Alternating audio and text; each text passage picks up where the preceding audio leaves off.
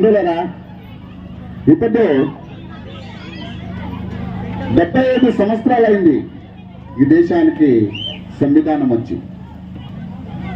అంటే అమృత మహోత్సవం అని మనమంతా ఆచరించుకుంటా ఉన్నాం. మనమంతా స్వతంత్ర దినాచరణకి అమృత మహోత్సవం ఆచరిస్తుంది. ఇప్పుడు సంవిధానానికి ఈ కానూన్కి మనం అమృత మహోత్సవం ఆచరణ చేస్తా ఉన్నాం. ఈ అమృత మహోత్సవం గుర్తింపుగా ఒక నెనపదాగి అంటారు కన్నడలో. కర్ణాటక సర్కారు మీ పెద్ద సంవిధాన జాగృతి జాత అని చేస్తా ఉంది. సర్కారు మేము చేస్తా ఉంది, సంతోషము. ఆ సర్కారానికి మనమంతా గ్రామ పంచాయతీ వ్యాప్తి అందరి పరంగా సార్వజనిక పరంగా మనము అభినందనలు చెల్లిస్తా ఉన్నాము. వాళ్ళకి ధన్యవాదాలు. మన దుర్దైవం ఏమంటే ఈ 75 సంవత్సరాలు అయిన తర్వాత కూడా సంవిధానం ఏమంటే ఏమని మనం తెలుసుకోలేదు. సంవిధానంలో ఏముందని మనం తెలుసుకోలేదు. బంధువులారా, ఇది చాలా విషాదం పడాల్సిందే విచారణ. సర్కారం చేస్తా ఉంది, జవాబారిగా చేస్తా ఉంది. మనం నాగరికులుగా మనము తలదించుకునేట్లా విచారం ఇది. ఎలాంటే ఏమి సంవిధానం అంటే ఎవరికి తెలియదు. ఇప్పుడు కూడా ఏమో సంవిధానం పెద్ద బుక్ అంట, ఏమేమో రాయండి దాంట్లో కానూన్లు ఉన్నాయి. అవునా కదా? అందరూ అనుకునేది అట్లనే. నేను ఈ పొద్దు నాకు తోచింది ఎట్లా మట్టంగా చెప్తా ఉన్నాను. రేపు ఇంకా మీరు ఎవరైనా క్వశ్చన్ చేస్తే సంవిధానం అంటే ఏమేమి, మనల్ని కాపాడేదానికి ఉండేట్లా ఒక కానూను అని చెప్పాలా, మనల్ని అభివృద్ధి పథంలో తీసుకోపోయేట్లా ఒక కానూను, ఈ దేశాన్ని ప్రగతి పథంలో తీసుకోపోయేట్లా పరమోచ్చమైన శాసనము. ఇంతే మీరు అర్థం చేసి కానూన్ అంటే ఏమీ లేదు, సంవిధానం అంటే ఏమీ లేదు. మన కోసం ఉండేట్లా ఒక కానూను. అది ఎట్లా పనిచేస్తుంది తెలిసిన మనకే తెలియదు. ఇప్పుడు చాలా జనంకి తెలియదు. నేను ఈయన తెలుసుకోండి. ఇది మనం పొద్దున్నే లేస్తే మన నీడు ఎట్లా పనిచేస్తుందో, మన నీడు మనం ఏడపోతే ఆడ వస్తూ ఉంటుంది. ఈ కానూను మనకి అట్లే రక్షణ ఇస్తా వస్తూ ఉంది. మీరంతా అర్థం చేసుకోవాలి బంధువులారా. నీపైన అఘాయిత్యం అయితే కానూను మాట్లాడుతూ ఉంది, నీపైన దౌర్జన్యం అయితే కానూను ఉంది, నీపైన దబ్బాలకైతే కానూను ఉంది, నేను ఎవరైనా ఏమారిస్తే కానూను ఉంది, నీ జమీన్ కబలిస్తే కానూను ఉంది, నీకు శిక్షణ లేకుంటే కానూను ఉంది, నీకు ఇల్లు లేకుంటే కానూను ఉంది, నీకు భూమి లేకుంటే భూమి ఇమ్మంటుంది సంవిధానం. మహనీయుడ నీదు నమో ఏమిస్తే తీరునయ్యా బాబా సాహెబ్ నీదు నమో ఎలా తీరునయ్యా మహనీయుడ నీదు నమో ఏమిస్తే తీరునయ్యా బాబా సాహెబ్ నీదు నమో ఎలా కట్టలేనిదయ్యా మహనీయుడ నీ జ్ఞానో ఎలా కట్టలేనిదయ్యా మహనీయుడ నీ జ్ఞానం ప్రశ్నించలేనిదయ్యా అంబేద్కర్ నీ శీలం ఎలా తీరునయ్యా మహనీయుడ నీ రుణము ఏమిస్తే తీరునయ్యా బాబా సాహెబ్ నీ రుణము ఏమిస్తే తీరునయ్యా బాబా సాహెబ్ నీ రుణము.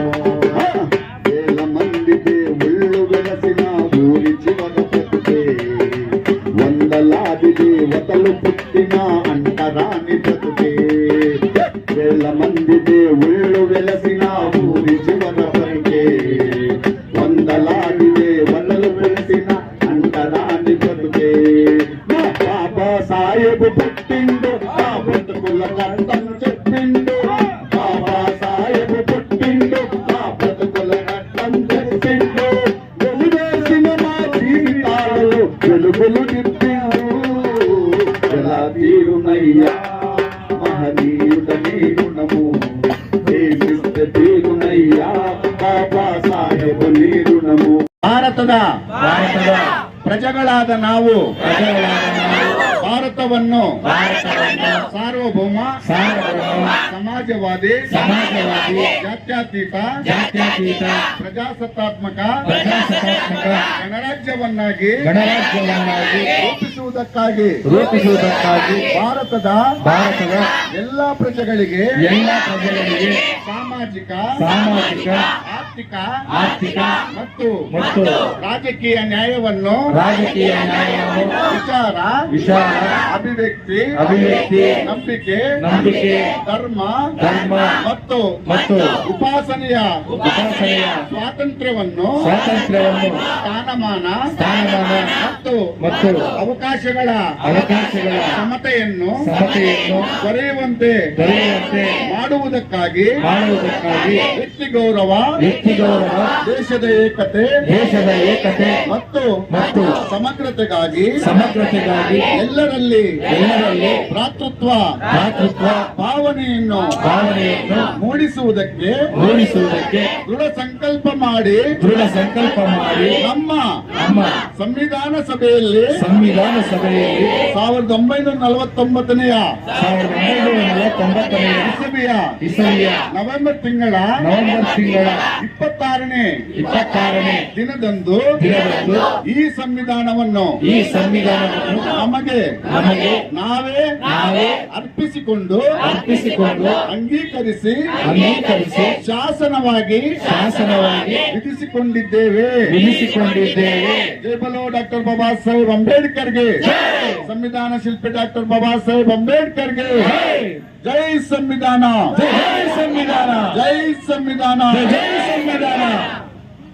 ಸಂವಿಧಾನ ಜಾಗೃತಿ ಜಾಥಾ ಈ ಕಾರ್ಯಕ್ರಮದ ಉದ್ದೇಶ ಏನಪ್ಪಾ ಅಂದ್ರೆ, ನಾವು ಫಸ್ಟ್ ಸಂವಿಧಾನ ಏನು ಅಂತ ತಿಳ್ಕೋಬೇಕು. ನಮ್ಮ ಸ್ನೇಹಿತರು ಅವಾಗ ಸಂವಿಧಾನ ಅಂತ ಏನು ಅಂತ ಸ್ವಲ್ಪ ವಿವರವಾಗಿ ಹೇಳಿದ್ದಾರೆ. ಸಂವಿಧಾನ ಏನು ಅಂದ್ರೆ ಕಾನೂನು ಅಂತ ಸಿಂಪಲ್ ಆಗಿ ಹೇಳ್ಬೇಕು ಅಂದ್ರೆ, ಸಿಂಪಲ್ ಆಗಿ ಜನರಿಗೆ ಅರ್ಥ ಆಗ್ಬೇಕು ಅಂದ್ರೆ. ಇನ್ನು ಸ್ವಲ್ಪ ಮುಂದೆ ಹೋದ್ರೆ ಜನರಿಂದ ಜನರಿಗಾಗಿ ಜನರಿಗೋಸ್ಕರ ಇರೋದೇ ಸಂವಿಧಾನ ಅಂತ ಹೇಳ್ಬೇಕು. ಅಂದ್ರೆ ನಮ್ಮಿಂದ ನಮಗಾಗಿ ನಮಗೋಸ್ಕರ ಇರೋದು ಸಂವಿಧಾನ. ಈ ಸಂವಿಧಾನವನ್ನು ಬಾಬಾ ಸಾಹೇಬ್ ಅಂಬೇಡ್ಕರ್ ಅವರ ಕಷ್ಟಗಳು, ಅವರು ನೊಂದಿರೋದು, ಅವರ ಸಮಾಜದಲ್ಲಿ ಎದುರಿಸಿರುವಂತಹ ಶೋಷಣೆಗೊಳಗಾಗಿರುವಂತಹ ಹಲವಾರು ಅವರ ಅನುಭವಗಳನ್ನು, ಜೀವನದಲ್ಲಿ ಎಷ್ಟು ಕಷ್ಟಪಟ್ಟಿದ್ದಾರೆ ಅನುಭವಗಳನ್ನು ಸಂವಿಧಾನದಲ್ಲಿ ತೋರಿಸ್ಕೊಂಡಿದ್ದಾರೆ. ಅದೇ ಹೇಳ್ತೀರ, ಇಡೀ ಪ್ರಪಂಚದಲ್ಲಿ ಹಲವಾರು ಪದವಿಗಳನ್ನು ಪಡೆದು ಇಡೀ ಜ್ಞಾನದ ಸಂಕೇತವಾಗಿ ನಿಂತ್ಕೊಂಡಿದ್ದಾರೆ. ಯಾಕಂದ್ರೆ ಸಾವಿರಾರು ಜನ ನಮ್ಮ ಭಾರತದಲ್ಲಿ ಸಾವಿರಾರು ಜನ ಇದ್ರು, ಕೋಟ್ಯಾಂತರ ಜನ ಇದ್ರು. ನಮ್ಮ ಬಾಬಾ ಸಾಹೇಬ್ ಅಂಬೇಡ್ಕರ್ಗೆ ಯಾಕೆ ಕೊಟ್ಟಿದ್ರು ಅಂದ್ರೆ, ಇವರು ಮೇಧಾವಿ, ಇವರು ಚೆನ್ನಾಗಿ ಓದಿದ್ದಾರೆ, ಸಮಾಜದ ಜ್ಞಾನ ಗೊತ್ತು, ಶೋಷಿತ ಜನರ ಕಷ್ಟ ಸುಖಗಳು ಗೊತ್ತು, ಅವರಿಗೆ ನ್ಯಾಯ ಕೊಡಿಸುವಂತ ಒಬ್ಬ ವ್ಯಕ್ತಿ ಅಂತ, ನ್ಯಾಯ ಕೊಡಿಸುವಂತ ಒಬ್ಬ ಅಂತ ಹೇಳ್ಬಿಟ್ಟು ಇವ್ರನ್ನ ಆಯ್ಕೆ ಮಾಡಿ ಇಡೀ ಸಂವಿಧಾನವನ್ನ ಒಂದು ಕಾರ್ಯವನ್ನು ತಂದ್ರು. ಇವ್ರ ಬಗ್ಗೆ ಹೇಳ್ಬೇಕು ಅಂದ್ರೆ ಒಂದಿನ 2 ದಿನ ಹೇಳಿದ್ರೆ ಸಾಲಲ್ಲ. ಇವರು ಬರೆದಿರೋದು ಸಾಮಾನ್ಯ ಗ್ರಂಥ ಅಲ್ಲ, ಅದು ಹಲವಾರು ಧರ್ಮಗಳಿಗೆ ಒಂದು ಧರ್ಮಕ್ಕೊಂದು ಗ್ರಂಥ ಇರ್ಬೋದು. ಆದ್ರೆ ಎಲ್ಲಾ ಧರ್ಮಗಳಿಗೂ ಸೇರಿ ಬರೆದಿರುವಂತ ಒಂದು ಗ್ರಂಥ ಅಂದ್ರೆ ಇದು ಸಂವಿಧಾನ ಅಂತ ಹೇಳ್ಬೋದು. ಈ ಮಹಾನ್ ಭಾವರ ಬಗ್ಗೆ ತಿಳ್ಕೋಬೇಕಂದ್ರೆ ತುಂಬಾ ಇದಾಗುತ್ತೆ. ಯಾಕಂದ್ರೆ ಅವತಾರಿಂದ ಕಷ್ಟ ಬಿದ್ದಿಲ್ಲ, ತುಂಬಾ ಬಂದಿದ್ದಾರೆ. ನಂತರ ಇನ್ನೂ ಹೆಚ್ಚಾಗಿ ಹೇಳ್ಬೇಕು ಅಂದ್ರೆ, ನಮ್ಮ ಬಾಬಾ ಸಾಹೇಬ್ ಅಂಬೇಡ್ಕರ್ ಅವರು ಏನು ಇವತ್ತು ನಾವೆಲ್ಲ ಜೀವಿಸ್ತಾ ಇದೀವಿ, ನಾವು ಏನು ಸ್ವತಂತ್ರ ಪಡೀತಾ ಇದೀವಿ, ನಮ್ಗೇನು ಒಂದು ಕಾನೂನು ರಕ್ಷಣೆ ಇದೆ ಅಂದ್ರೆ ಅವ್ರು ಇಟ್ಟಿರೋ ಒಂದು ಶಿಕ್ಷೆ ಅಂತ ಹೇಳಿದ್ರು ತಪ್ಪಾಗಲ್ಲ. ಯಾಕಂದ್ರೆ ನಮ್ಮ ಅಂಬೇಡ್ಕರ್ ಅವರು ಎಲ್ರಿಗೂ ಒಬ್ಬರಿಗೆ ಅಂತಲ್ಲ, ಕೆಲವರು ಒಬ್ಬರುವಾಗಿ ಯೋಚನೆ ಮಾಡ್ತಾರೆ. ಅಂಬೇಡ್ಕರ್ ಅಂದ್ರೆ ಕೆಲವರಿಗೆ SC/ST ಅಷ್ಟೇ ಅನ್ಕೊಳ್ಳಿ. ನಮ್ದು ಬಾಬಾ ಸಾಹೇಬ್ ಅಂಬೇಡ್ಕರ್ ಕೇವಲ SC/STಗೆಲ್ಲ ಎಲ್ಲಾ ಜನಾಂಗಕ್ಕೂ ಕೊಟ್ಟಿದ್ದಾರೆ, ಎಲ್ಲಾ ಜನಾಂಗಕ್ಕೂ ಸೌಕರ್ಯಗಳು ಕಲ್ಪಿಸಿಕೊಟ್ಟಿದ್ದಾರೆ. ಡಾಕ್ಟರ್ ಬಾಬಾ ಸಾಹೇಬ್ ಅಂಬೇಡ್ಕರ್ ಅವರ ಏನು ಇವತ್ತು ಜಾಥಾ ಅನ್ಕೊಂಡಿದ್ದೀವೋ, ಏನು ಇವತ್ತು ಅವ್ರ ಬಗ್ಗೆ ಎಲ್ಲರೂ ಕೆಲವು ಹಿತ ನುಡಿಗಳನ್ನು ಹೇಳಿದ್ದಾರೆ. ಆದ್ರೆ ನಾನು ಒಂದೇ ಒಂದು ಮಾತು ಹೇಳಕ್ಕೆ ಇಷ್ಟಪಡ್ತೀನಿ. ಇವತ್ತೊಂದು ದಿವಸ 1947ರಲ್ಲಿ ನಮ್ಗೆ ಸ್ವಾತಂತ್ರ್ಯ ಬಂತು. ಸ್ವಾತಂತ್ರ್ಯ ಬಂದ ತಕ್ಷಣ ಎಲ್ಲರೂ ಸಂವಿಧಾನವನ್ನು ರಚಿಸಲಿಕ್ಕೆ ಆಗಲಿಲ್ಲ. ಆದ್ರೆ ನಮ್ಮ ಏಕೈಕ ವ್ಯಕ್ತಿ ನಮ್ಮ ಡಾಕ್ಟರ್ BR ಅಂಬೇಡ್ಕರ್ ಅವರು ನಮ್ಮ ಸಂವಿಧಾನ ಶಿಲ್ಪಿಯಾಗಿ ಅವರು ರಚನೆ ಮಾಡಿದ್ರು. ಸಂವಿಧಾನ ಅಂದ್ರೆ ಕಾನೂನು ಒಂದೇ ಅಲ್ಲ, ಶಾಸಕಾಂಗ, ನ್ಯಾಯಾಂಗ, ಕಾರ್ಯಾಂಗ ಇವೆಲ್ಲ ಒಂದುಗೂಡಿ ಒಂದು ಸಂವಿಧಾನವನ್ನು ರಚನೆ ಮಾಡಿರ್ತಕ್ಕಂಥದ್ದು. ಅದೇ ರೀತಿಯಾಗಿ ಇವತ್ತು ದಿವಸ ನಮ್ಮ ಡಾಕ್ಟರ್ BR ಅಂಬೇಡ್ಕರ್ ದಿವಸ ನಾವೆಲ್ಲರೂ ಇಲ್ಲಿ ನಿಂತ್ಕೋಬೇಕು ಅಂದ್ರೆ ಮೀಸಲಾತಿ ಅನ್ನೋದು ಇಟ್ಟಿದ್ದಾರೆ. ಆ ಮೀಸಲಾತಿಗೆ ನಾನು ತಲೆಸಿಸುವಾಗಿ ಇವತ್ತು ಬದ್ಧನಾಗಿ ಇವತ್ತು ಅವ್ರಿಗೆ ನಾನು ತುಂಬಾ ಧನ್ಯವಾದಗಳು ಹೇಳ್ತಿದ್ದೀನಿ. ಇವತ್ತಿನ ದಿವಸ ನಾನು ಒಂದು ಈ ಸ್ಟೇಜ್ ಅಲ್ಲಿ ನಿಂತ್ಕೋಬೇಕಾದ್ರೆ ನಮ್ಮ doctor B R Saheb Ambedkar ಅವರು ಇಟ್ಟಿರ್ತಕ್ಕಂಥ ಒಂದು ಮೀಸಲಾತಿಯಿಂದ ನಾನು ಇವತ್ತು ನಿಂತ್ಕೊಂಡಿದ್ದೀನಿ. ನಾನು ಗರ್ವದಾಗಿ ಹೇಳ್ತಾ ಇದ್ದೀನಿ. ಯಾಕಂದ್ರೆ ಎಲ್ಲರೂ ಸರ್ವತೋಮುಖ ಅಭಿವೃದ್ಧಿಯಿಂದ, ಎಲ್ಲರೂ ಹೊಂದಾಣಿಕೆಯಿಂದ, ಎಲ್ಲರೂ ಒಂದಾಗಿ ಹೋಗೋಣ ಅಂತ ನಮ್ಮ doctor B R Saheb Ambedkar ಅವರು ಹೇಳಿದ್ದಾರೆ. ಆದ್ರಿಂದ ಅವರು ಒಂದು ಕಾನೂನು ಏನಿದೆ ಅಂತ ಆ ಕಾನೂನಾತ್ಮಕವಾಗಿ ಕೊಟ್ಟಿರ್ತಕ್ಕಂಥ ನಮ್ಮ ಕಾನೂನುಗಳು ಬದ್ಧವಾಗಿ ಅಂಬೇಡ್ಕರ್ ಬಗ್ಗೆ ಎಲ್ಲರೂ ಹೇಳಿದ್ದಾರೆ. ಇವತ್ತೊಂದು ದಿವಸನೇ ಅಲ್ಲ, ಇಡೀ ವರ್ಷ ಪೂರ್ತಿ ಹೇಳಿದ್ರು ಅಂಬೇಡ್ಕರ್ ಬಗ್ಗೆ ಸಾಕಾಗೋದಿಲ್ಲ. ನಾನು ಎರಡು ಮಾತುಗಳನ್ನು ಆಡಕ್ಕೆ ಇಷ್ಟಪಡ್ತೀನಿ. ಲಂಡನ್ನಿಂದ ಬಾಬಾ ಸಾಹೇಬ್ ಅಂಬೇಡ್ಕರ್ ಅವರು ಏರ್ಪೋರ್ಟಿಂದ ನಗ್ನಗ್ತಾ ಬರ್ತಾ ಇರ್ತಾರೆ. ಆವಾಗ ಒಂದು ಪತ್ರಕರ್ತರು ಕೇಳ್ತಾರೆ, ಏನು ಅಂಬೇಡ್ಕರ್ ಸಾರು ನೀವು ನಗ್ನಗ್ತಾ ಬರ್ತಾ ಇದ್ದೀರಿ ಅಂತ ಹೇಳ್ತಾರೆ. ಆಗ ಹೇಳ್ತೇನೆ ಅಂಬೇಡ್ಕರ್, ನಾನು ಇವತ್ತು ನನ್ನ ಜನಕ್ಕೆ ನ್ಯಾಯ ಕೊಡಿಸಿದ್ದೀನಿ, ಅವ್ರನ್ನ ನಗ್ನಗ್ತಾ ರಾಜ ಮಹಾರಾಜರ ನಂಗೆ ಮಾಡಿದ್ದೀನಿ ಅಂತೇಳಿ ಅವ್ರಂತಾರೆ ಡಾಕ್ಟರ್ ಬಾಬಾ ಸಾಹೇಬ್ ಅಂಬೇಡ್ಕರ್.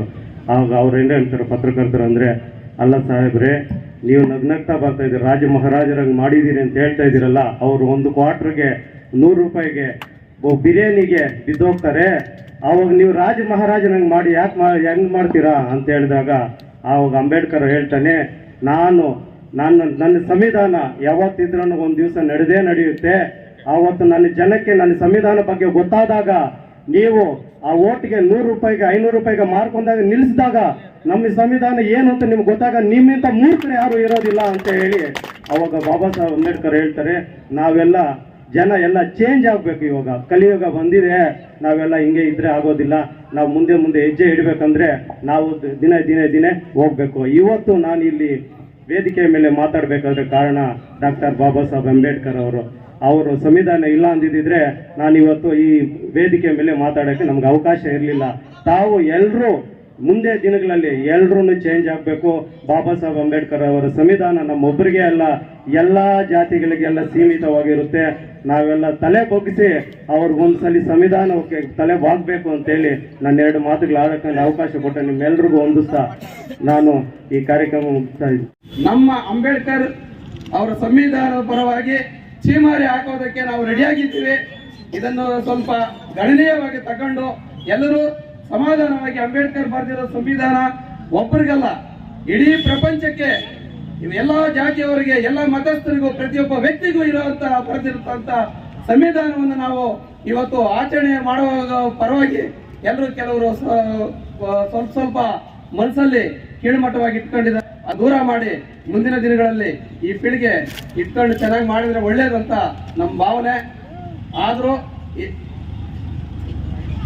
ಆದರೂ ಸಹ ಈ ಕಾರ್ಯಕ್ರಮಕ್ಕೆ ನಮ್ಮ ಗ್ರಾಮ ಪಂಚಾಯಿತಿ ಅಧಿಕಾರಿಗಳು ಹಾಗೂ ನಮ್ಮ ಸದಸ್ಯರುಗಳು ಸಂಭವಿಸಿ ಈ ಕಾರ್ಯಕ್ರಮವನ್ನು ಯಶಸ್ವಿಗೊಳಿಸಿದ್ದಾರೆ. ಇಷ್ಟು ಮಾತುಗಳನ್ನು ಮಾತನಾಡಲು ಸ್ವಲ್ಪ ಅವಕಾಶ ಮಾಡಿಕೊಟ್ಟ ಎಲ್ಲ ನನ್ನ ಅಣ್ಣ ತಮ್ಮಂದಿರಿಗೂ, ಅಕ್ಕ ತಂಗಿಯರಿಗೂ ಮತ್ತು ಈ ವೇದಿಕೆ ಮೇಲೆ ಅಲಂಕರಿಸತಕ್ಕಂಥ ಎಲ್ಲ ನನ್ನ ಸಹೋದರರಿಗೂ ವಂದಿಸುತ್ತಾ ಈ ಮಾತುಗಳನ್ನು ಮಾತನಾಡಲು ಅವಕಾಶ ಮಾಡಿಕೊಟ್ಟ ಎಲ್ಲರಿಗೂ ನಮಸ್ಕಾರ. ಅದಕ್ಕಾಗಿ ಈ ನಮ್ಮ ಗ್ರಾಮ ಪಂಚಾಯತಿ ವತಿಯಿಂದ ನಮ್ಮ ಅಧ್ಯಕ್ಷರಿಗೂ, ಸದಸ್ಯರಿಗೂ, ಇತರೆ DSS ಸಂಘಟನೆಗಳಿಗೂ, ಇತರೆ ಸಂಘಟನೆಗಳಿಗೂ, ವಿಶೇಷವಾಗಿ ನಮ್ಮ ಗ್ರಾಮ ಪಂಚಾಯತಿ ಬೆಳಗ್ಗೆಯಿಂದ ಈ ಸಿಂಗಾರಿಸಿಕೊಂಡಿದ್ದಾರೆ ಅವ್ರಿಗೂ ಮತ್ತು ಜಲಗಾರರಿಗೂ, ಇದೇ ರೀತಿಯಾಗಿ ಎಲ್ಲ ಇಲ್ಲಿಗೆ ಬಂದ ಸಾರ್ವಜನಿಕರು ಮತ್ತು ವಿಶೇಷವಾಗಿ ಪತ್ರಕರ್ತರು, ಮಾಧ್ಯಮದವರಿಗೂ ಸಹ ಧನ್ಯವಾದಗಳನ್ನು ಅರ್ಪಿಸ್ತಾ ಈ ಕಾರ್ಯಕ್ರಮವನ್ನು ಮುಕ್ತಾಯಗೊಳಿಸ್ತಾ ಇದ್ದೇವೆ. ಎಲ್ಲರಿಗೂ ಧನ್ಯವಾದಗಳು. Thank you.